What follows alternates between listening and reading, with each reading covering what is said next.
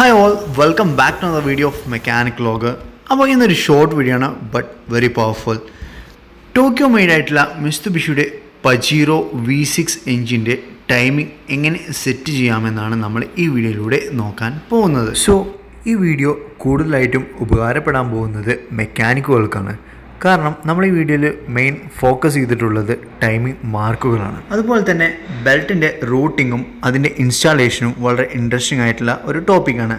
അത് നമ്മളൊരു separate video ആയിട്ട് ചെയ്യുന്നതായിരിക്കും. ഈ എൻജിനിൽ ശ്രദ്ധിക്കേണ്ട മറ്റൊരു കാര്യം, എൻജിൻ റൊട്ടേറ്റ് ചെയ്യുന്ന സമയത്ത് ക്ലോക്ക് വൈസ് ഡയറക്ഷനിൽ മാത്രം റൊട്ടേറ്റ് ചെയ്യുക.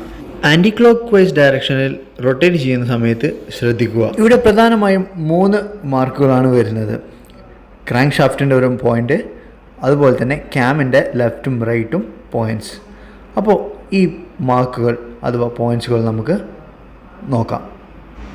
സോ ആദ്യം നമ്മൾ കറക്റ്റ് ചെയ്യാൻ പോകുന്നത് ലെഫ്റ്റ് ക്യാമിലെ പുള്ളിയുടെ മാർക്കും അതുപോലെ തന്നെ പുറകിലായി വരുന്ന പ്ലേറ്റിൻ്റെ മാർക്കും സെയിം ആക്കിയിട്ടുണ്ട്. ഇനി റൈറ്റ് സൈഡിലെ ക്യാം ഷാഫ്റ്റിൻ്റെ മാർക്ക് കറക്റ്റ് ചെയ്യാം. അപ്പോൾ നമ്മൾ റൈറ്റ് സൈഡിലെയും മാർക്ക് കറക്റ്റ് ചെയ്തിട്ടുണ്ട്. ഓക്കെ, അപ്പോൾ നമ്മൾ അടുത്ത് നോക്കാൻ പോകുന്നത് ക്രാങ്കിൻ്റെ അറേഞ്ച്മെൻ്റ് ആണ്. ഇവിടെ മാർക്കായി കൊടുത്തിട്ടുള്ളത് ഒരു ഹോളാണ്.